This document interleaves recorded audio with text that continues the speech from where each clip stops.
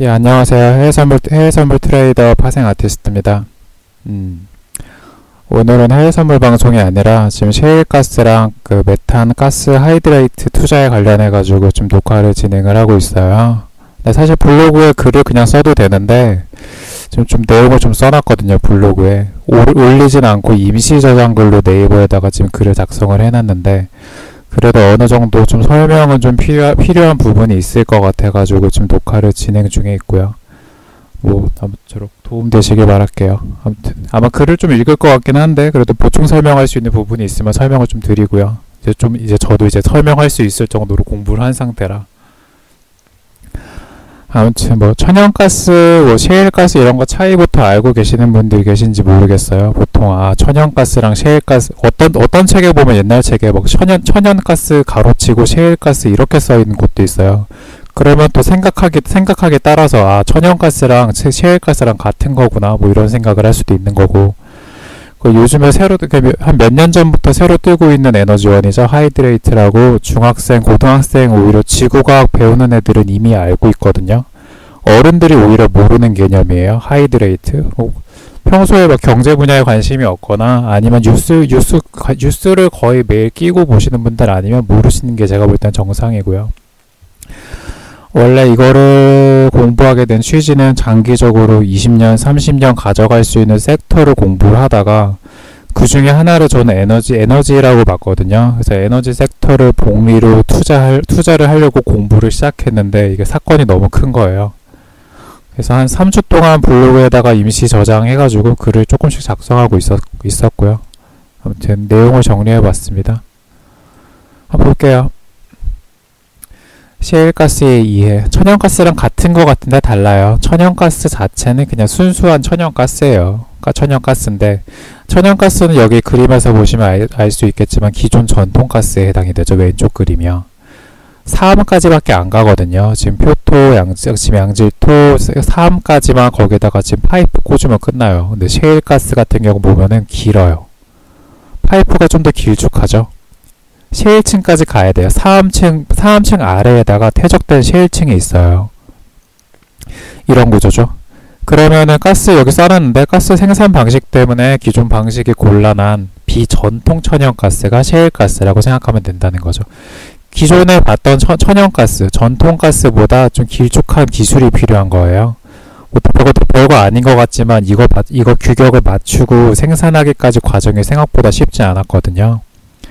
아무튼 근데 이런 거를 하기 위해서는 단순히 파이프만 꽂아서 될 문제는 아니고요. 불순물 제거하고 그 다음에 액체로 추출하는 과정이 공정이 좀 필요한 상황이에요. 다르죠. 그림 보시면 좀 이해가 편해서 이 그림이 제일 편하더라고요. 그래서 아톰스토리라는 좀 에너지 사이트에서 그냥 출처 남기고 빼왔어요. 뭐 문제 없겠죠? 지우라 그러면 지워야지. 아무튼 주요 국가의 셰일가스 산업 동향을 보면서 좀 더 자세히 설명을 드릴게요. 이거를 좀 지금 모든 책에서 제일 많이 쓰더라고요. 에너지 책, 논문, 뭐 블로그 발표 자료 보니까 신문 기사에서도 다 똑같은 자료 쓰더라고요. 미국 보죠. 미국이요. 지금 대형 분지 위에 빨갛게 표시된 지역들 있죠. 큰 지역들 중심으로 해가지고 골고루 분포가 되어 있는 상태인데요. 이거는 옛날 자료고요. 뭐 2008년 책에도 뭐 2010년 책에도 2016년 책에도 이렇게 나와 있어요. 2017년 최근 기사를 좀 종합을 하다가 보니까 휴스턴에서 차로 1시간가량 남쪽으로 달리면 나오는 멕시코만의 프리포트 지역이라는 곳이 있더라고요. 밑에 그림 먼저 보여드릴게요. 이 지역이에요. 프리포트 지역이. 아무튼 이 지역, 프리포트 지역에서 지금 본격적으로 셰일가스를 수출을 하고 있더라고요. 근데 지금 원래대로라면은 천연가스라는 게 맞아요. 시추 시에 파이프 90도 각지게 꺾어지는 것도 노하우라고 하죠. 근데 지금 뭐 셰일가스 자체가 처음에 불가능한 일로 여겨졌거든요. 근데 미국에서 지금 본격적으로 한번 연구를 마음먹고 시작을 했죠. 그러니까 예전에 석유를 독점하던 국가가 중동이었잖아요. 근데 중동에서 이것들이 계속 그냥 원유 생산량을 좀 줄이고 통제를 하게 되면서 기름값을 올리게 됐죠.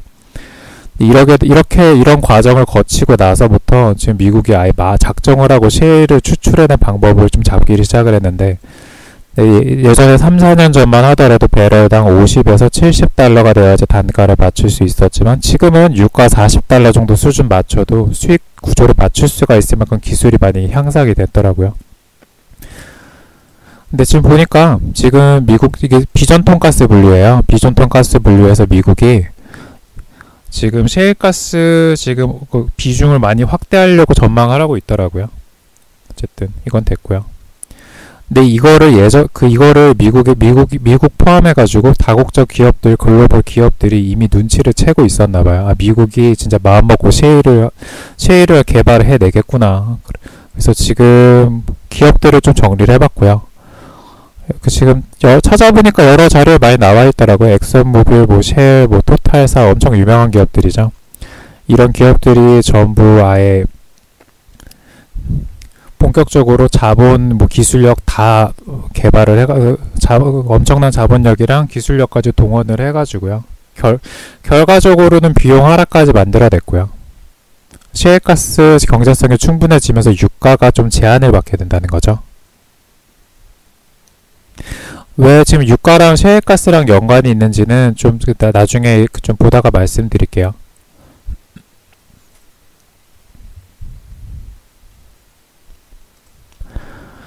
그리고 지금 미국의 약간 역사를 좀 보다가 보니까 예전에 에너지 기술 유출 안보 때문에 자국산 에너지 보호를 했더라고요. 그래서 역외로 수출을 좀 제한을 하는 그런 상황이 벌어졌었어요, 보니까. 그러니까 LNG 수출, 가스 수출 자체를 허용한 게 2011년부터더라고요. 근데 예전에 미국이 지금 소비량이 많아가지고 지금 천연가스 최대 수입국이 미국이었던 적이 있었어요. 지난 60년간이요. 근데 지금 오히려 지금 셰일가스의 엄청난 지금 생산으로 인해가지고 지금 수출량이 완전히 넘어서게 되는 그런 시점이 됐더라고요. 그래서 순수출구 반역에 오를 전망이고요. 최근에 2017년 허리케인 하비 때문에 타격이 있긴 했었지만 그래도 별 문제 없이 계속 수출 진행될 것 같습니다. 그 다음에 지금 지금 그냥 녹화 방송만 들으시는 분들은 어떤 상황인지 모르겠네요. 지금 채팅 참여하신 분이 계세요. 살짝 끌어올게요. 이런 식으로 채팅 참여하신 분이 계셔가지고 지금 대화를 하면서 하고 있네요. 아무튼 미국의 파이프라인 인프라가 되게 좋더라고요. 지금 이거 원유 때문에 그런 것도 있고 다른 여러 가지를 계속 손대다가 보니까 오일하고 가스를 계속 지속적으로 개발을 하고 있어가지고, 그래서 셰일 혁명이 가능하게 한 요인 중에 하나가 파이프라인이더라고요. 위에 지도 보시면 보이죠? 파이프가 엄청나게 지금 엮여 있어요. 셰일가스 이런 기술도 그렇고요. 기술력, 경험, 설비 같은 게 지금 미국을 따라올 수 있는 기업이 나라가 아예 존재하진 않아요. 미국이 그냥 아예 월등한 원탑이라 보면 되죠. 셰일가스 부분에서는요. 이런 상황이고요. 그 다음에 지금 캐나다 볼게요. 캐나다는 기술력은 좋아요. 기술력은 좋은데 상업적인 생산이 그렇게 많지는 않거든요. 많지는 않지만 밑에 지도부터 보면 알 수 있는데 캐나다에서 아시아 쪽에 바로 수출하기에 정말 좋은 인접한 위치에 있다는 거죠. 지리적으로. 지금 재팬, 사우스 코리아가 지금 중국까지 다 나오잖아요. 태평양 끼고 그냥 바다만 건너면 돼요. 얘네는. 아시아 지역 수송에 유리한 지역 조건이라, 이건 저의 주관적인 판단 아니고요. 그냥 연구 논문이랑 그냥 시중의 책들이랑 여러 가지 다 관련 자료 있는 사이트마다 똑같은 얘기가 나와 있더라고. 이 얘기는 항상 빠지지 않고 나와 있어요. 캐나다가 지금 기술력으로 따지나 생산력으로 따지나 미국한테 무조건 다 밀리는 조건인데요. 아시아 지역 수송에 유리한 지형 조건 이거 하나예요. 이거 가지고 아시아를 기점으로 해서 계속 LNG 수출 프로젝트 진행 중이고요. 그 다음에 지금 이런 캐나다의 지금 LNG 사업 때문에 일본하고 중국하고 한국 송유관 설비해주는 그쪽 인프라 사업 구축을 하려고 아시아에서 오히려 나가서 일을 하더라고요. 캐나다에 가서 송유관 설치하는 그런 일도 하고 있습니다. 보니까 이거는 지금 뭐 투자 얘기랑은 좀 상관없는 부분인 것 같고요. 그래서 아시아 타깃으로 계속 인프라 구축 중에 있고요. 캐나다는 잠재력은 크다는 거죠. 자원이 있긴 있잖아요. 자원이 있긴 있기 때문에 기술력도 있지만 아직까지 미국에 밀리지만 그래도 아시아가 있기 때문에 먹고 산다는 얘기예요. 근데 보고서가 지금 최근에 CAPP 캐나다 석유 생산자 협회 보고서에 따르면 생산량 같은 경우 계속 증가를 할 것 같지만 서서히 감소해가지고 나중에 향후 하락할 전망이라고 하네요. 노력은 계속하고 있어요. 지금 그 사이트 뭐 글 여러가지 신문 기사까지 종합해서 내린 결론은요. 캐나다는 계속 노력은 하고 있다는 거예요. 하지만 노력에 비해서 성과가 크게 있을 것 같진 않아요. 그리고 2017년 기준으로요. 터미널 사업도 전부 정부가 승인을 한 상태여가지고요. 그래서 아시아 쪽에 본격적인 공략을 준비 중에 있습니다. 똑같은 얘기죠. 줄어들 거라고는 해도 아시아 쪽의 천연가스 수요가 최근 기사 좀 요약한 거였는데요. 트위터에서 49%까지 증가할 거란 전망이네요. 그럼 여기까지 내용 봐서는 알 수 있는 게 있죠. 미국은 셰일가스 수요가 미국도 엄청나게 될 것이고 그 최대 수출국이 될 것인가 동시에 천연가스 수요가 필요한 지역이 어마어마하다는 거죠. 2040년 나중에 밑에 내려보면은 수요가 계속 증가하는 건 추세의 그래프를 볼 수가 있어요. 중국 볼게요. 중국은 미쳤어요. 진짜 얘네는 그냥 셰일가스 부족국 거의 이런 얘기도 있어요. 중국 땅덩어리 전체가 셰일가스 덩어리란 얘기도 있거든요. 그러니까 중국 전체 지도가 셰일가스라고 보셔도 된대요. 이거 가지고 반론이 있기도 한데 근데 문제가 있죠. 얘네가 지형이 좀 더러워요. 뭐 산악지역도 있고 막 되게 접근성이 힘든 부분이 많아요. 그래서 지금 위에 자세히 보시면 기업들 보이죠? 해외 기업들이 전부 진출해 있는 상태고요. 각 지역에서 지금 개발 중에 있습니다. 지도 분포 위치에서 외국 기업들이 활발하게 이루어지고 있지만 막상 그냥 중국 석유 회사 기업들 자체에서는 매장량 개방을 위해 가지고 그냥 속도를 늦추고 있어요. 본인들은 힘을 안 쓰고 너희들끼리 알아서 개발해봐라 라고 약간 관망하고 있는 것 같아요. 근데 모르죠. 얘네들이 갑자기 생각이 바뀌어가지고 뭔가 좀 나올 것 같다 싶으면 뭐 지네들 중국 기업들이 투입이 돼서 막 땅을 팔지 뭐 할지 모르겠지만 현재까지는 조금 관망인 상태고요. 정부 자체는 개발에 관심이 있는데 정부가 그렇게까지 지원을 안 해주는 것 같아요. 근데 관심이 없었다가 최근 2017년, 2016년 일이에요. 쓰촨성 지방의 석유화학회사인 BP가 중국산 셰일에 대한 관심을 재개하게 됐어요. 생선이라고 써놨네요. 생산. 오타 발견. 중국산 생산에 대한 관심이 재개되었습니다. 그쵸? 이거에 논란은 많은데 진짜인지 아닌지 전 모르죠. 제가 알 수 있는 거는 각종 에너지 관련 사이트, 그다음에 논문, 글, 책으로 접한 거니까요. 설이라는 거죠. 어쨌든 가스 시장이 계속 급성장하고 있잖아요. 천연가스, 셰일가스. 밑에 지금 하이드레이트에 관련해서도 말씀을 드릴 텐데, 일단 에너지 믹스 자체에서 석탄, 석유가 의존하는 의존도가 많이 내려가고 있고요. 실제로 천연가스가 차지하는 비중이 전 세계가 점점 우상향으로 높아지고 있는 상태예요. 아무튼 그래서 미국은 2030년 중국에서 생산될 천연가스의 62%가 중국에서 생산된 셰일가스일 것으로 예측하고 있습니다. 천연가스가 종류가 많아요. 그 많은 천연가스 종류 중에서 62%가 셰일가스일 거라고 보고 있다는 거죠. 이거 제가 하고 싶었던 얘기 추가적으로 또 넣었어요. 이거 100% 제 의견이에요. 해외 선물 트레이더 입장에서 말씀을 드리면 원유 거래하시잖아요. 크루드 오일이 바로 원유예요. 그거를 거래하면서 셰일가스 정도는 공부를 하고 거래를 해야 된다고 생각을 해요. 저 완전히 100% 차티스트라고 보이죠. 근데 차트를 보기는 하지만 기본적으로 저항대가 차트를 보고 여기서 매도 세력이 있는 것 같다. 수급이 어쩌다 이런 얘기를 논하기 전에 셰일가스가 이렇게 개발이 되면 굳이 원유 쪽에다가 목숨을 걸 필요가 없다는 거, 이거 자체가 에너지원이 되는데요. 중국 자체가 일단 잠재적인 셰일가스 매장량이 좀 있긴 하지만 만약에 또 하나의 큰 문제가 걸려 있어요. 지금 미국도 기술력이 좋아져서 원유 40달러대에 맞춰가지고 해도 전혀 얘네가 판매하고 거래하는데 문제가 없는 상황이잖아요. 더 큰 게 하나 더 남아있다는 거죠. 만약에 얘네가 중국이 지질학적 조건을 극복을 하고 기술력까지 미국 수준까지 언젠가 올라서게 된다면 산유국이 미국이 아니라 중국이에요. 셰일가스 매장량이 가장 많은 건 전 세계 사람들이 다 알고 있거든요. 물론 지금 방송 계시는 분도 알고 계시겠네요. 지금 현재는 4인가 5인가 그래요. 정확하게 기억이 안 나네요. 현재 수출은 4인가 5인가 그런데 잠재적인 것까지 다 매장량까지 추정을 한다면 세계 1위 충분히 가능한 게 중국이에요.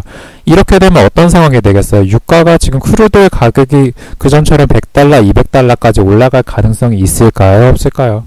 제 생각은 그렇다는 거예요. 상승은 제한적일 거고 어떻게 보면 오히려 계속 하락세나 횡보를 그리지 않을까. 변동성적인 측면에서는 천연가스, 내추럴가스 자체를 트레이딩을 해야 되는 거지. 지금 크루드오일 같은 경우를 막 추세로 막 가져가서 ETF로 분할 매수로 넣겠다? 제가 볼 때는 좀 말도 안 되는 전략이라 저는 생각을 해요. 차라리 위에서 고점에서 모아서 숏 포지션으로 하방을 때리겠다면 모르겠는데 저점 매수를 해서 우상향으로 그냥 자꾸 버티겠다? 근데 지금 우리나라에만 봐가지고도 원유 ETF 상품 가지고 계신 분이 얼마나 많을 것 같아요? 상방 포지션 지금 매매하시는 분 중에서도 콜로도 아니면 매수로도 가져가시는 분 엄청 많아요. 유가는 오를 거다. 걔네들이 지금 그 어떤 거를 보고 어떤 기자들이 어떤 데이터를 가지고 이런 글을 쓰냐는 거죠. 최신 트렌드가 지금 셰일가스인데요. 밑에 좀 내려다 보다가 하이드레이트 관련된 얘기까지 듣고 보면은 더 난리 날 거예요, 아마. 그래서 장기적으로 볼 때 중국이 될 수도 있고요. 예, 맞아요. 그러네. 감사해요. 오타 말씀 좀. 이런 거 보다가 이상한 거 있으면 말씀 주세요. EIA 맞아요. 오타예요. 채팅창 있으니까 좋네요. 또 이거 보시는 분들 채팅창까지 뜨는 거 보면 놀랄까봐 그냥 이렇게. 이거는 그냥 자세히 좀 영어 본문 보기 원하시는 분이 혹시나 계실까봐 첨부해 드렸고요. 궁금하신 분은 따로 추가적으로 해석을 해보세요. 근데 제가 밑에다 살짝은 요약은 해놨어요. 위에서 방금 전에 제가 얘기한 부분 있잖아요. 셰일가스 활용은 당장은 아니에요. 기술력이. 얘네가 지금 지질학적 조건이 복잡한 이유도 있는데요. 제한적인 게 많아요. 시추 장비 같은 게 좀 들어가려면 채굴 비용도 좀 많이 들어간다는 그런 얘기가 많이 있더라고요. 당장은 아닐 거라는 거죠.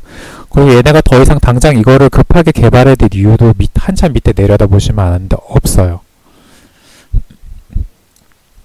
그래서 중국 정부가 셰일가스도 그래도 완전히 관광하는 부분은 아니라서 지금 탐사 개발 장려하기 위해서 보조금 정책을 제시를 한 상태예요, 현재. 하지만 지금 기술적 요건 같은 게 충족이 돼야 되더라고요. 보조금 지원을 받으려면요. 근데 여기에 지금 기술적 요건이 충족되는 기업이 많지가 않은가 봐요. 그래서 기업들이 열의를 자극하기엔 좀 문제가 있어서 포기를 했다는 거죠. 근데 중국 정부랑 그다음 CNPC 같은 경우는 일단은 좀 그래도 긍정적으로 낙관적으로 개발 사업을 좀 좋게 보고 있어요. 근데 아직까지는 정부에서는 그냥 긍정적으로 낙관적으로 보고는 있지만 기업 자체의 장벽이 좀 많고 지질 문제 때문에 시간이 걸릴 거라는 거죠. 이거를 앞에다가 둘지 뒤에다 둘지 좀 고민을 했어요. 전통, 비전통 에너지의 분류. 정확하게 개념을 한번 잡아보죠. 전통 에너지, 기본적으로 알고 있는 천연가스 이런 거죠. 지표면과 비교적 가깝고 개발 비용이 낮죠. 당연히 땅굴을 좀만 파면 되니까 그 파이프로 좀 더 꽂아주면 되니까 비용이 싸겠죠. 위에 지금 그림 보시면 대략적으로 감이 와요. 파이프가 길게 꽂혀있는 게 있고요. 파이프가 조그맣게 살짝 꽂혀있는 게 있어요. 그거 보면은 좀 판단될 것 같고요. 궁금하시면 방송 이후에 블로그 좀 보시면 될 것 같고요. 이거 네이버가 참 편하더라고요. 예전에는 표를 스마트 에디터 3.0 이거 쓰기 전에는 따로 한글에서 표를 쓰고 엑셀로 표 만들고 했던 것 같은데 블로그 글 쓸 때 자체적으로 되네요, 이제.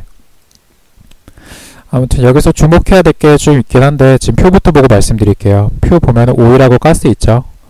오일은 전통 오일이랑 비전통 오일로 나눠져요. 오일은 저희가 많이 거래하는 크루드 오일, 그 다음에 천연가스액 나와 있고요. 혈암, 초중질류, 셰일오일, 치밀오일 이렇게 나눠져 있고요. 가스 부분을 공부하고 있는 거니까 가스를 좀 자세히 봐야 되겠죠.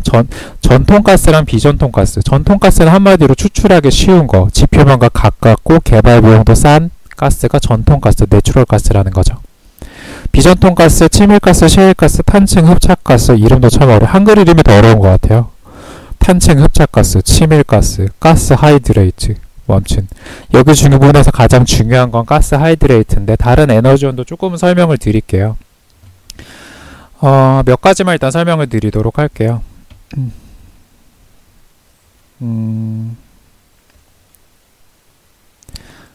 일단 여기 혈암인데요.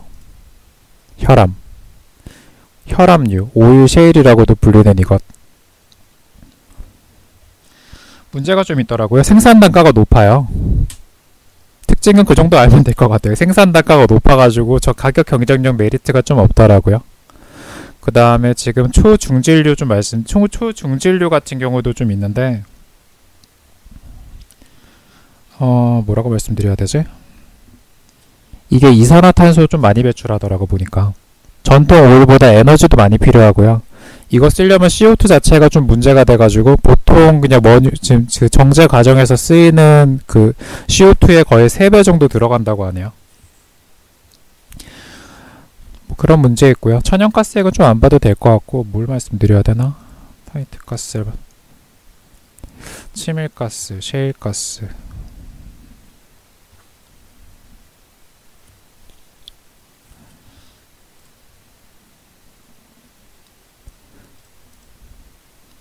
셰일가스는 좀 그쵸.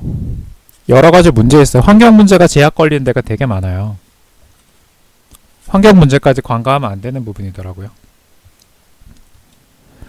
CBM에 관련해가지고는 좀 쓸까 말까 고민했던 부분 중에 하나인데요. 이게 중국의 매장량이 엄청 많아요. 탄층 흡착가스가요. 거의 중국 위주, 중국을 위한 거의 가스라고 보면 되는데 중국은 그러면 따져보면은 가스가 되게 많죠. 쓸 수 있는 에너지원이 많아요. 장기적으로 봤을 때 기술력만 보완되면 셰일가스, 그 다음에 밑에서 나오겠지만 가스 하이드레이트, 탄층 흡착가스까지 에너지가 넘치는 나라가 중국이 되겠네요.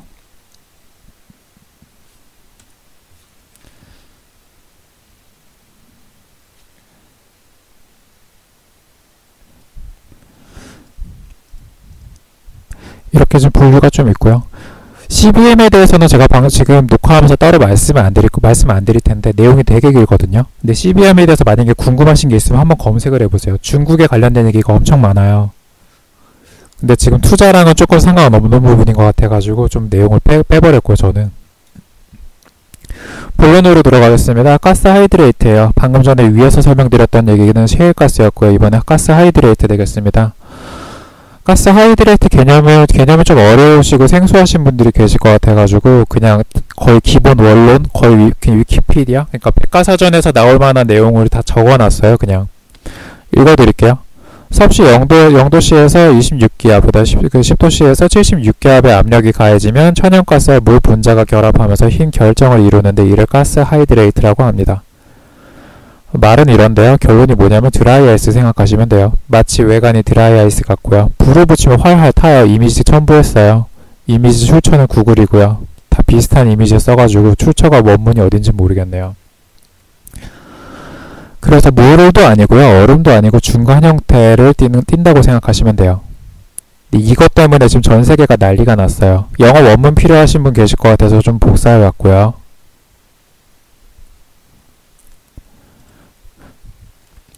이미지 다시 보여드릴까요? 이거예요. 진짜 유레카죠. 이거 진짜 유레카예요. 이게 제2의 셰일 혁명이 벌어질 수도 있어요. 셰일가스 때문에 미국 덕분에 지금 전체적으로 유가가 내려가가지고 기름 싸게 사용한다고 보시면 돼요. 근데 이 하이드레이트라는 거 성분 자체가 좀 기술에 좀 약간 애로사항이 있었거든요. 근데 이게 해양 퇴적에 의해서 생성이 돼요. 조금 확대해 볼까요? 지도를. 잠시만요. 마우스로 이렇게 하면 되나? 보이세요? 지금 하이드레이트 브레이킹 다운 나와 있고 그 다음에 뭐 하이드레이트 보이죠? 바다 쪽 약간 옆이라고 해야 되나? 오른쪽이나 오른쪽 아래 보시면 돼요. 퇴적층이라 보면 되죠. 여기 표시된 곳 오른쪽이랑 오른쪽 아래 하이드레이트 써 있는 거 보시면 되고요. 그래서 하이드레이트 같은 경우는 대부분 지금 해양 태적에 의해서 생성이 돼요. 쌓이는 거죠. 근데 이거를 가스 하이드레이트라고도 하고요. 이제 여기서부터 용어가 메탄 하이드레이트라고도 하고 메탄 뭐 드레이트라고도 하더라고요. 다 똑같은 얘기예요. 근데 이게 조건이 있어요. 좁은 범위 압력과 온도 조건에서 형성이 돼요. 그래서 주로 뭐 1000에서 1650pt까지 물속 깊은 퇴적분에서 발견이 되고, 그 다음에 지금 보니까 아직까지는 미국 포함해가지고 전 세계 에너지 생산 위해서 사용되진 않고요. 상용화도 안 됐고요. 개발 중에 있어요. 개발 중에 있는데 이게 진짜 대박이에요. 최근 연구에 의하면요. 지금 다량의 이게 문제가 있는데 이거를 추출하는 과정에서 메탄가스가 방출이 될 수 있어요. 근데 이게 해리가 될 때 부피가 팽창이 돼서 160배 정도 메탄가스가 같이 뿜어져 나오더라고요. 메탄에 방출되는 환경 문제 때문에 제약이 엄청 많았어요. 에너지 자체는 너무 좋아요. 너무 좋은데 환경 문제가 같이 대두된다는 얘기죠. 근데 이러한 문제점을 가지고도 하이드레이트를 개발을 해야 된다는 이유가 있다는 거죠. 매장은 골고루 사이좋게 분포가 돼 있어요. 한국만 따져도 독도, 오용도 그것 때문에 일본에서 난리잖아요. 이건 요즘에 중고생들도 알아요. 4시간에 배워서. 아무튼 뭐 개념 밑에도 나와 있으니까 추가적으로 설명을 드릴게요. 그래서 지금 1988년에 이 사람 전 처음 알았어요. 이 크벤 볼웬이라는 과학자가 있었대요. 근데 이분이 화학 지질학 저널에 발표한 논문인 거 보니까 유명한 사람이었나봐요. 저는 모르지만. 아무튼 전 세계 메탄 하이드레이트 매장량이 세계에서 보기 안 좋다 이거. 이렇게 하면 좀 낫나?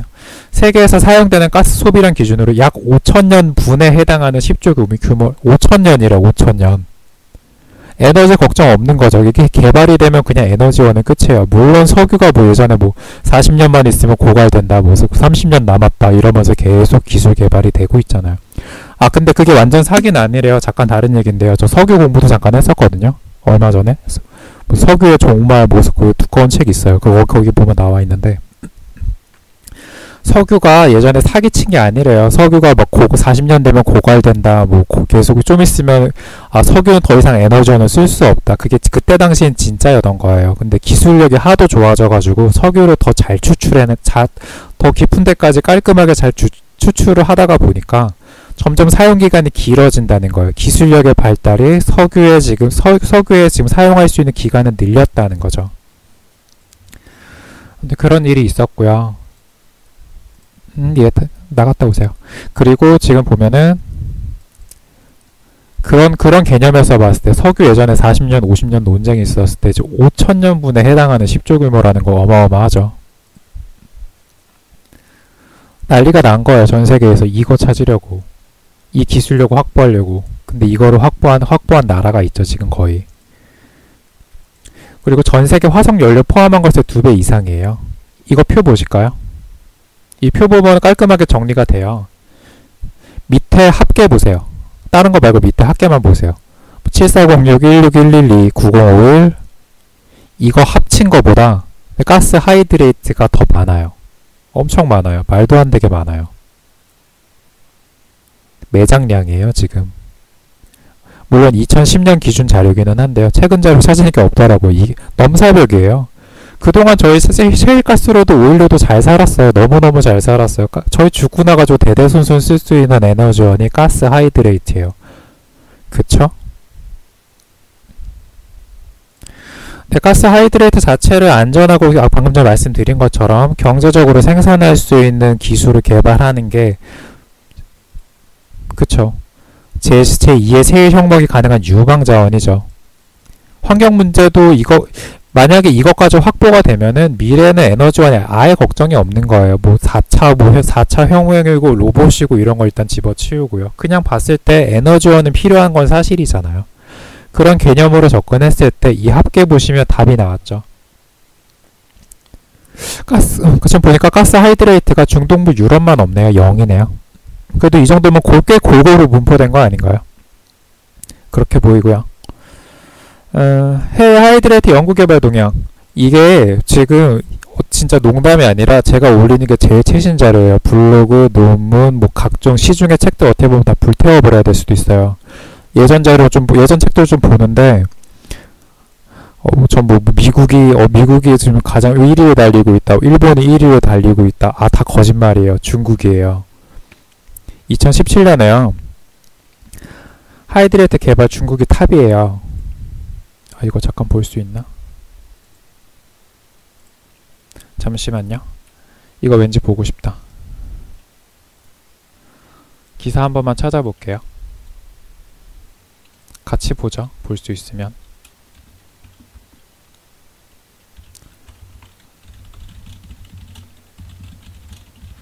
근데 이 중요한 기사에 댓글 하나 없더라고요. 다들 관심이 없나봐요.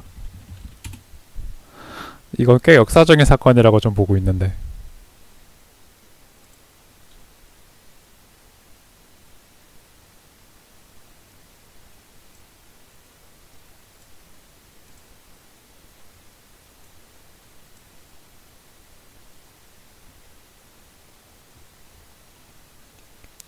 동영상 보면 소리가 안 들릴 것 같기도 해요. 이거 잠깐 끌어올게요. 이 기사 원문이거든요. 기사 원문인데 궁금하시면은 저 블로그에다가 써놓은 거 다시 한번 클릭해서 보시면 돼요. 기사 링크 해놨어요. 이거 개발 못할 줄 알았거든요. 했어요. 하이드레이트 추출에 성공을 했고요.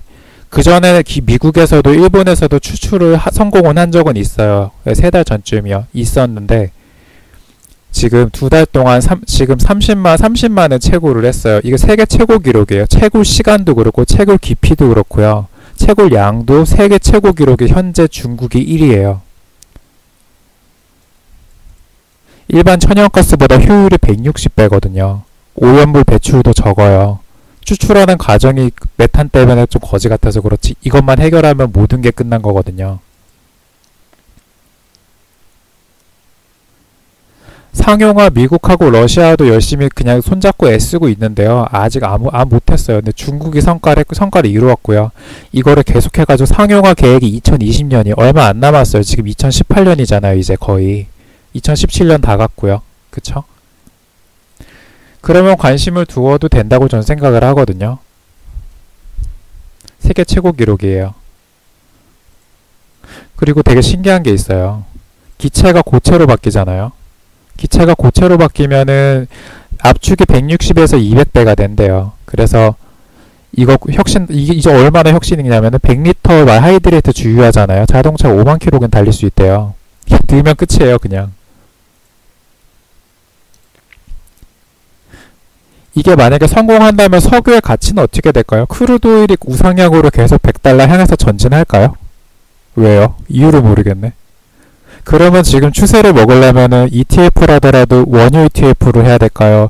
천연가스 아니면 천연가스 가스 에너지 쪽에 송유관 쪽에다가 투자하는 글로벌 기업, 에너지 기업, 예를 들어 다국적 에너지 기업들 많잖아요. 그런 데도 투자를 해야 될까요? 보시면서 생각하시면 돼요. 물론 밑에다 친절하게 다 써놨어요. 제가 작정하고 써놓긴 했는데 그래도 생각하시면서 보시면 좀 좋겠죠. 중국 남해에만 매장량이 8천억 톤이래요. 이게 지금 어마어마하죠. 이게 말도 안 되는 수치예요. 그쵸. 엑슨모빌 밑에다 기업 다 써놨으니까 그거 같이 보시면 될 것 같고요. 중국은 이 정도예요. 넘살벽이 됐죠 이제는. 그리고 일본 볼게요. 최근 기사인데 일본도 어느 정도 지금 실험 안정 단계에 접어들었는데 중국보다 원래 일본이 이쪽 분야 하이드레이트 분야 1위의 기술력을 갖고 있었다가 뜬금없이 중국한테 밀린 거거든요. 얘네도 시간이 문제지 좀만 있으면 따라잡지 않을까요? 중국 기술력을. 그리고 여기 제가 여기다 링크는 안 해놨는데 중국이랑 일본이랑 한국이랑 최근에 손잡았어요. 기술력 때문에. 물론 중국이 우위에 서 있겠죠? 그쵸. 세계 최강 목표로 말을 해도 돼요. 중국 자체는. 이런 멋진 에너지원이 있기 때문에. 그래서 일본도 아마 메탄 하이드레이트 안전시 시추 관련해가지고 공법에 관련해서는요. 아마 한 2번째 정도긴 하지만 그래도 숟가락 얹을 수 있을 것 같은 그런 느낌이 들어요. 관련 자료 같은 거 조금 사진 이미지 첨부했는데 별 도움은 안 되고요. 그래도 세계 최초로 메탄 하이드레이트 가스 해저 추출에 성공한 거는 일본이에요. 그러니까 정확하게 말씀을 드리면 가장 많은 양을 추출을 한 지금 최대의 성과는 중국이 맞고요. 최초로 기술력을 확보한 건 일본이라고 보시면 되죠. 그래서 그동안 약간 연역들 좀 적어놨고요. 그리고 시간 문제라고 생각을 해요. 이게 제2의 셰일 혁명이 될 수 있는 초입의 시대에 저희가 살고 있다는 거죠. 농담이 아니에요. 진짜로 이거는 공부하고 파고 공부 본격적으로 준비해야 될 시점이라고 전 봐요. 이거 널리 돌아가지고 상용화 되면 끝나는 거예요. 미국 볼게요. 미국은 그냥 예의상 적어놨어요. 그래도 큰 나라인데. 아까 중국하고 일본만 넣으니까 뭔가 좀 허전한 느낌 들더라고요. 그래서 미국을 넣었어요. 단지 그 이유. 그래서 미국은 셰일가스 산업 확대하면서 지구 환경 보존을 하는 동시에 장기적으로 에너지 수요. 말은 그럴싸한데 결국은 환경 문제는 문제가 생기지 않으면서 기술력 확보를 해보겠다는 거죠. 준비만 하고 있고요. 기술력을 계속 준비는 하고 있지만 얘네도 시간 문제라고 봐요. 중국하고 일본하고 다 지금 하이드레이트 기술을 개발을 해가지고 안정화 단계에 들어가고 있는데 미국이 가만히 있을까요? 어떻게 해서든지 따라잡지 않을까 전 생각을 해요. 하이드레이트 자료를 미국 거를 찾고 싶었는데 얘네가 성과가 없어가지고 자료가 없더라고. 저 되게 열심히 찾았는데 미국 자료가 진짜 안 보여요. 하이드레이트 최근 자료가 없고 다 2010년 초반 자료만 있더라고요. 그러니까 잘난 순서대로 발표가 돼 있어요. 최근 자료는 중국이 제일 많고요. 그 전에 자료 추적해보면 일본이고요. 그 전에 추적하면 러시아랑 미국이에요. 그만큼 기술력이 뒤처졌다는 거죠. 어찌됐든 미국이 되었던 중국이 되었던 일본이 되었던 하이드레이트 기술은 조만간 상용화되는 단계에 올 것 같습니다. 근데 이제 보니까 국내도 있더라고요. 국내도 하이드레이트 연구 이런 것도 설마 있나 했는데 있어요. 설마. 해주는 사이트 이런 거 연구하는 사업단 사이트도 있더라고요. 물론 느려요. 우리나라 자체적으로 힘이 안 돼가지고 중국하고 일본하고 아까 말씀드린 대로 아시아 세 나라가 합작으로 손 잡은 상태고요. 그래서 알게 된 상황이 하이드레이트 개발 사업단이 있긴 있어요. 그 매장량이 많지는 않아요. 근데 전 국민이 18년간 사용 가능한 규모의 하이드레이트래요. 근데 이거 가지고 좀 역사적인 논쟁이 좀 많죠. 이것도 밑에서도 말씀드릴 거고요. 그리고 이거를 한국과학기술원 카이스트에서 2013년 5월 23일에 메탄올의 비밀을 밝혀내면서 연구가 순항 중이었대요. 그러니까 어떻게 보면은 지금 기여를 했더라고요. 일본이나 중국 같은 데서 지금 하이드레이트 기술력을 확보하기 위한 그 비밀을 카이스트 연구진이 풀었다는 거죠. 메탄올의 사용 비율에 따라 가지고 이게 촉매할 수 있는 역할을 좀 잘 쓸 수 있었나 봐요. 아무튼 여기도 연역 좀 적어놨고요. 그리고 독도를 일본이 탐내는 이유에 대해서 여기 지금 위에 블로그에서 자세히 좀 기술을 해놨길래 참고 사이트로 연결해놨어요. 물론 이분 동의는 안 받았지만 일본이 독도를 탐내는 이유는 지금 중고생들을 사회 시간에 배우고 있어서 알고 있어요. 제 과학생도 하이드레이트가 뭔지 알고 있더라고요. 신기하죠. 어른들은 모르는. 네, 뉴스도 좀 많이 나왔어요. 경제 시사와 관심 많으신 분들은 알고 계실 수도 있고요. 독도 안에 하이드레이트가 많이 매장되어 있어서 일본이 독도를 만약에 차지를 하면은 그 하이드레이트 매장량까지 먹을 수 있으니까 여러 가지로 좋더라고요. 근데 별로 우리나라 사람들은 크게 관심은 없는 것 같아요. 좀 관심이 없어요, 보니까. 천연가스 가격 데이터 좀 그래도 뽑아놨고요. 일단 여기까지 하이드레이트 개념 좀 잡아드렸고요. 천연가스 가격 데이터 뽑았는데 그냥 참고삼아 보시라는 거예요. 뭔가 허전해서 뽑았고요. 이거 좀 중요해요. 천연가스 가격 지금 점선 보이세요? 2016년부터 2050년까지 데이터요. 우상향이죠. 자세히 보면은. 우상향으로 계속 올라가요. 올라간다는 거는 수요가 계속 증대된다는 얘기고, 천연가스가 석탄, 석유 대신에 그 대체 에너지원으로 적절하게 교체가 되는 시점에 저희가 맞물려 있다는 얘기예요. 지금이 2017년, 2018년이고요. 2050년까지는 30년 남았으니까 장기적인 투자 관점에서 본다면은 천연가스만한 종목이 없다는 거죠. 하이드레이트도 어쨌든 에너지원이고 분산으로 천연가스, 뭐 하이드레이트, 에너지 기업 이런 쪽 섹터에 관심 갖고 좀 투자해보면 괜찮을 것 같아요. 그리고 여기 반영 비율이 조금 중요하긴 한데 논 OECD 아시아에서 보면은 2050년까지 천연가스 관련된 수요가 58.2%까지 올라간다는 얘기예요. 자세히 살펴보시면 나중에 좀 알 수 있을 것 같고요. 소비량이 대단해요. 관련된 PDF 자료 전체적인 그림 말고 단기적인 2018년도 그림이 궁금하시면 밑에 링크나 아니면 PDF 파일 클릭해서 보시면 될 것 같고요.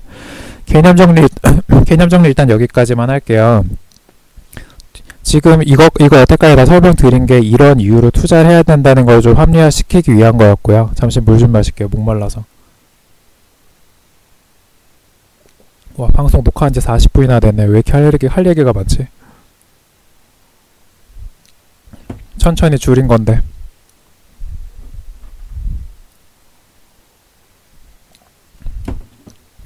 그래서 방금 전까지 셰일가스, 그 다음에 신에너지, 메탄 가스, 하이드레이트에 관련된 개념을 제가 설명을 다 드렸고요. 각 나라별 진행 상황도 요약을 좀 드렸습니다. 그리고 나서 이제 복리 투자에 대한 개념도 같이 맞물려서 설명을 드릴게요. 제 인스타그램인데요. 일기 많이 쓰거든요. 근데 아무튼 책 후기도 많이 써요. 근데 그 중에 최근에 봤던 머니라는 책이 되게 인상이 깊었어요. 복리에 대한 것도 공부를 하고 있던 상황이긴 했는데 이 책이 900페이지 정도 분량이에요. 근데 읽어볼 이유는 분명히 있어요. 보면은 뭐 이분을 제가 뭐 아는 것도 아니고 그냥 제가 알아준다고 이분 안 유명한 것도 아니고 워낙 유명하신 토니 로빈슨이라는 분인데 이 얘기를 갑자기 왜 하게 되는지 갑자기 복리 투자 얘기가 나왔죠. 뭐 가스 얘기를 하다가 그게 장기적인 섹터를 공부하려고 보다가 보니까 그 기본적인 베이스는 복리 투자였어요. 이 책에서 그 돈을 그냥 계속 복리로 적금식으로 넣으라는 얘기가 나와 있어요. 그러면 어느 정도 임계점을 지나고 나서 그 나중에 수익이 나중에 본인의 삶의 리턴이 된다는 그런 아름다운 얘기인데요. 복리에 대해서 기본적으로 공부를 해보신 분이라면은 제가 하는 얘기 무슨 얘기인지 바로 알아들으실 거고요. 본격적으로 복리에 관련된 책 같은 거나 그 장기적인 투자에 대해서 생각을 해보신 적이 없으신 분이라면 무슨 얘기인지 벙찔 수도 있어요. 그러신 분들은 이 책 한번 읽어보시길 추천드리고요. 그래서 복리에 대한 개념을 좀 잡다가 보니까 우상향된 섹터를 알아보기 시작했고 우상향된 섹터가 해외선물 종목 중에 뭐가 있을까를 찾아보다가 천연가스를 공부하게 됐고 천연가스를 공부하다가 셰일가스를 알게 되고 셰일가스를 공부하다가 하이드레이트 섹터까지 같이 들어오게 된 거죠. 그러다 보니까 공부 기간이 3주가 됐어요. 진짜 순수하게 공부 3주 동안 하고 내가 여기 블로그에 정리해서 쓴 글이고요. 아무튼 월급에서 일정 부분 떼어가지고 매달 저축을 한다는 개념이에요. 근데 뭐 방금 전에 말씀드렸던 그 기본적인 섹터를 기준으로 기업에 투자를 할 수도 있고요. 뭐 ETF에 투자할 수도 있고 여러 가지가 있겠죠. 선택은 본인이 하시는 거지만 어쨌든 복리로 매달 한 20년 30년 투자한다면은 뭐 수익을 리턴해서 받을 수 있다는 얘기니까요. 그거 나중에 그냥 한번 쓱 읽어보시면 돼요. 그래서 이것 때문에 이러한 글을 쓰게 됐다는 거죠. 투자 포트폴리오 볼게요. 여기서부터 본격적인 투자 글이네요. 뭐 제가 쓴 건 아니죠. 제가 이런 것까지 쓰자고 하니까 너무 복잡해지더라고요. 지금 여기 마침 지금 채팅방 계신 여름망고님이 써주신 글을 그대로 복사해 왔어요. 캡처해가지고.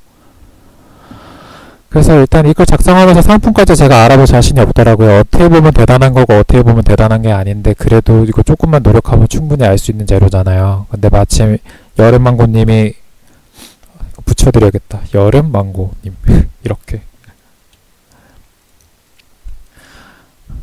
ETF 종목을 원래 하셨던 분이니까 그래도 잘 해주실 것 같아가지고 근데 마침 친절하게 표 이렇게 정리해 주셨더라고요. 그래서 이거 참고해서 보시면 돼요. 이거에 대해서는 제가 구체적으로 설명을 안 드릴게요. 글 그대로 퍼왔으니까요. 그거 보고 참고하시면 될 것 같고요. 여름망고는 개인적인 의견까지 덧붙여서 써주셨어요. 좀 붙일 수 없나? 됐네. 그래서 이것도 같이 보시면 될 것 같고요. 그리고 이것도 따로 의견 주셨던 건데 해외 비과세 펀드 상품이 2017년 올해까지만 그 혜택이 있나봐요. 그래서 내년부터는 비과세 혜택이 사라진다고 하니까요. 관심 있으신 분들은 소액이라도 계좌 만들러 2017년 끝나기 전에 서두르셔야 되겠네요. ETF 관련된 상품은 이쪽 글 보시면 될 것 같고요. 혹시나 이걸로 부족하다 하시는 분들은 스스로 찾으시면 되죠. 한국가스공사, 이거에 대해서는 뭐 저보다는 저 친구 지인 중에서 좀 친한 현물러가 있어요. 현물만 전문적으로 하는 전업 트레이더인데 뭐 그 친구한테 좀 부탁을 했어요. 저보다는 좀 분석적으로 잘 볼 것 같아서. 혹시나 저를 모르시는 분을 위해서 좀 설명을 드리면, 저는 기업 가치 분석 이런 거보다 차트만 파고 있는 차티스트입니다. 그래서 기업 가치, 기업 자체적인 내재적인 그런 분위기는 잘 못 봐요. 근데 마침 이 친구가 PDF 파일로 보고서식으로 써줬더라고요. 이거를 다 읽어드리기 시간이 오래 걸리겠죠. 이런 식으로 글 첨부해서 써놨으니까요. 좀 더 자세히 보고 싶으신 분들은 쭉쭉쭉 내리면 PDF 파일 제가 올려놨거든요. PDF 파일 다운받아가지고 보시면 깔끔한 파일 원본이 있으니까요. 그 한국가스공사에 대한 거를 개인적으로 판단해 보시면 될 것 같아요. 저도 이거에 대한 투자 의견은 중립이거나 그 이하고요. 좀만 더 덧붙이면은 약간 그 에너지나 그 전체적인 그 그림이 자유롭게 움직이는 것 같아요. 프리스타일로 약간 추세 추종하는 느낌이 아니라. 근데 그것도 뭐 개인적인 의견이니까요. 보고 나서는 판단은 개인한테 맡길게요. 그리고 이거 모르실 것 같은 종목 하나 말씀드릴게요. 엔터프라이즈 프로덕트 파트너스라고 지금 보면은 EPD라는 종목이 있어요. 모르시는 분들 많아요. 저도 이 친구 만나기 전에 어떻게 투자 카페에서 알게 된 거긴 한데, 이 친구도 이거를 또 추천을 해주네요. EPD 검색하시면 나오거든요. 주식처럼 사면 돼요. 일단은 뭐 상품 설명부터 드려야 될까요? 천연가스 유틸리티예요. 천연가스 섹터 유틸리티고요. 그 다음에 지금 셰일 계속 만약에 늘어나잖아요. 증산되고, 그 다음에 송유관 계속 그냥 인프라 확장이 되면요. 아니면 지금 2050년까지 계속 천연가스 쪽이 그냥 활성화된다고 가정을 하면 괜찮아요. 천연가스 약간 유틸리티 관련된 섹터니까요.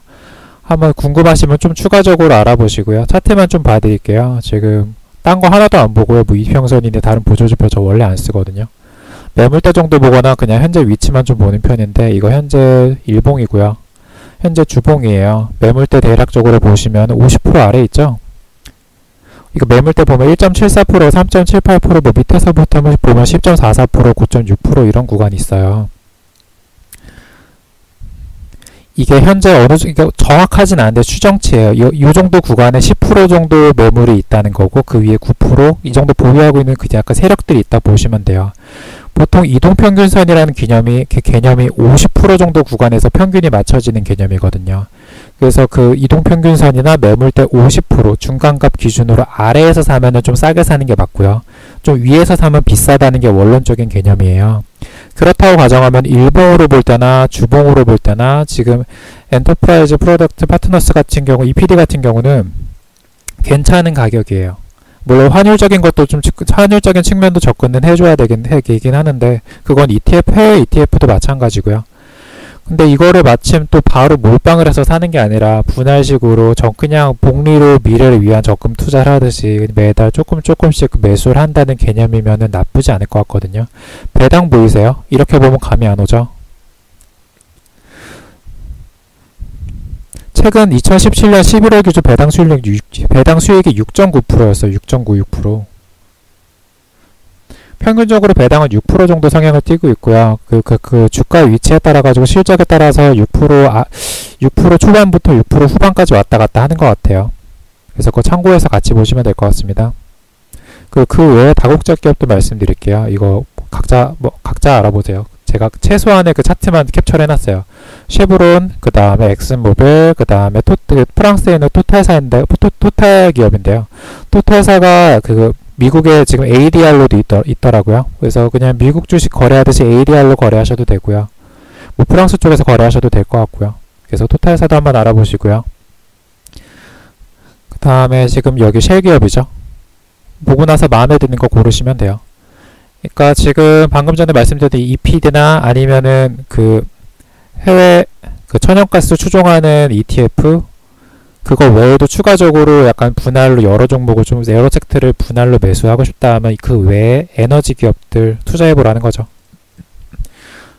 이것도 몰빵 당연히 아니고요. 분할적인 측면으로 장기적인 미래를 투자한다 생각하고, 천연가스 방금 전에 말씀드린 대로 하이드레이트 산업이라든지 천연가스 셰일가스는 우상향 할 거라는 리포트가 많으니까요. 한번 믿고 나서 한번 종목을 바꿔보시는 게 좋겠네요. 원유 ETF는 이제 치울 때가 됐고요. 원유 ETF에서 제 개인적인 생각은 이런 방금 전에 말씀드렸던 여러 가지 근거를 해서요. 베이스로 천연가스 쪽으로 투자 종목을 바꿔야 된다는 게 결론이죠. 차트 보실게요. 앞에 어떤 사건이 있었는지 개인적으로 또 알아보시면 될 것 같고요. 가격이 나쁘지 않아요. 장기적인 전망으로. 크게 오를지 내릴지 모르겠는데, 그냥 천연가스 자체에다 투자를 하라기보다 그냥 천연가스 관련된 기업, 다국적 기업 같은 데 투자하는 건 절대 나쁘지 않다는 거죠. 여기서 중요한 건 꼭 국내 기업을 말씀드리는 건 아니에요. 이거 되게 중요해요. 근데 좀 여기에 대해서는 제가 공격적으로 말하면 안 되는 부분이 있어서 그리고 이거 천연가스 일봉이고요. 차트에 좀 낙설해봤어요. 혹시나 이번에 천연가스 선물을 매수하려고 보시는 분들이 혹시나 계실까봐. 대략적으로 지금 3주창 모양이랑 그 기본적인 지금 선을 몇 개 그어봤는데요. 매수하려고 자리를 보니까 해외 선물, 연결 선물 차트로 봤을 때 2.850, 2.9, 2.850 정도 혹시나 터치가 된다면 그게 아마 2017년 저점 정도 나올 것 같아요. 아무튼 그렇게 됐고요. 그리고 혹시나 제가 지금 녹화하는 이 방송 내용이랑 밑에 있는 블로그 내용까지 봤는데도 이해가 안 가시면 한 번 더 보시고요. 그래도 이해가 안 가시면 공부를 해보시고요. 그래도 이해가 안 가시면 그때 질문을 주세요. 그러면 제가 아는 한도 내에서 답변을 드릴게요. 이제는 일반인 수준보다는 많이 알게 돼가지고 설명드릴 수 있을 것 같아요. 웬만한 건. 느끼시는 바가 있으면 댓글이나 공감 같은 거 같이 주시면 감사하고요. 일단은 녹화는 여기까지 하고, 뭐라고 해야 되지? 아무튼 방송 참여해 주신 분들도 감사드립니다. 이 늦은 시간에 밤 10시 20분인데도 지금 참여해 주신 분들이 계시네요. 근데 지금 이거를 보시는 분들이 꼭 제 방송을 원래 보셨던 분들이 아니니까 당황스러울 수 있잖아요. 채팅창에 막 뜨고 있으면 저분들 뭐지 할 수 있어가지고 일단은 일단은 채팅창은 치웠어요.